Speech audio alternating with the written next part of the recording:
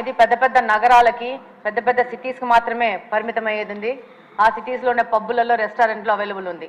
ఇప్పుడు గాంజా అనేది చిన్న మండల స్థాయికి గ్రామ స్థాయికి చేరుకోవడం జరిగింది. ఇప్పుడు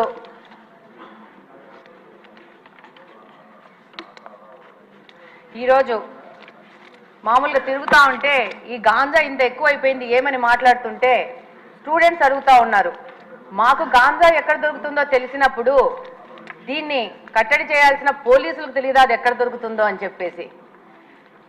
ఎంతోమంది స్టూడెంట్స్ కలిసినప్పుడు ఎలక్షన్ క్యాంపెయినింగ్లో ప్రశ్నించడం జరిగింది. అలాగనే అధ్యక్ష, ఎన్నికల ముందు కానీ ఇప్పుడు ఎన్నికల తర్వాత కానీ ఈరోజు గ్రీవెన్సెస్ కోసం మన దగ్గరకు వచ్చిన దాంట్లో దాదాపు 30-40% ఈ గాంజా మీద ఎఫెక్ట్ అయిన వాళ్లే వస్తూ ఉన్నారు. ఎలాంటి సమస్యలు అంటే మనకు సభ దృష్టికి తీసుకొస్తే ఇది ఒక తమాషా వ్యవహారం ఉంటుంది. పిల్లాడు గాంజాకి అడిక్ట్ అయ్యాడని చెప్పేసి దాంట్లో నుంచి బయటికి తీసుకురావడానికి ఏవో మాయలు మంత్రాలు అని చెప్పేసి ఎవరో సాముల్ని మీద ఆధారపడి వాళ్ళు వచ్చి వాళ్ళ ఇంట్లో ఉన్న బంగారం అంతా చూసి వీడు గాంజా మీద ఎఫెక్ట్ అవుతున్నాడు ఈ అబ్బాయి అని చెప్తే వాళ్ళు ఆ బంగారంతా దొంగతనం చేసుకుని వెళ్ళిపోతే ఆ కేసు ఇప్పటికీ కడపలో 2 టౌన్ పోలీస్ స్టేషన్లో ఎఫ్ఐఆర్ రిజిస్టర్ అయ్యింది. నిన్న 1 వీక్ బ్యాక్ కూడా సదరు మహిళ వచ్చి నాది ఏదో సమస్య తీర్చండి అని చెప్పింది. అంటే దాదాపు సామాన్య ప్రజలు ఈ గాంజా వల్ల ఎంత ఎఫెక్ట్ అయ్యారంటే అసలు ఈ 5 సంవత్సరాల్లో మిగతా సమస్యలు ఒక ఎత్తు అయితే గాంజా సమస్య అనేది ఇంకొక పెద్ద ఎత్తుకు చేరుకోయింది.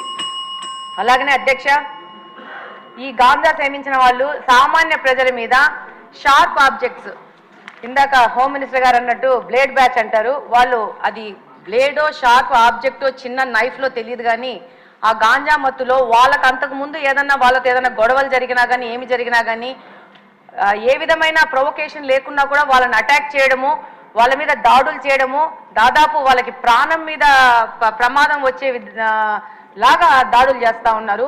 రంజాన్ మాసంలో కడప నియోజకవర్గంలో ఒక మసీదు నుంచి రాత్రి 11 గంటలకి నమాజు చేసుకొని బయటికి వస్తుంటే వచ్చిన పిల్లోడిని అసలు వితౌట్ ఎనీ నోటీసు చిన్న షార్ప్ ఆబ్జెక్ట్ తీసుకొని కొయ్యడం జరిగింది.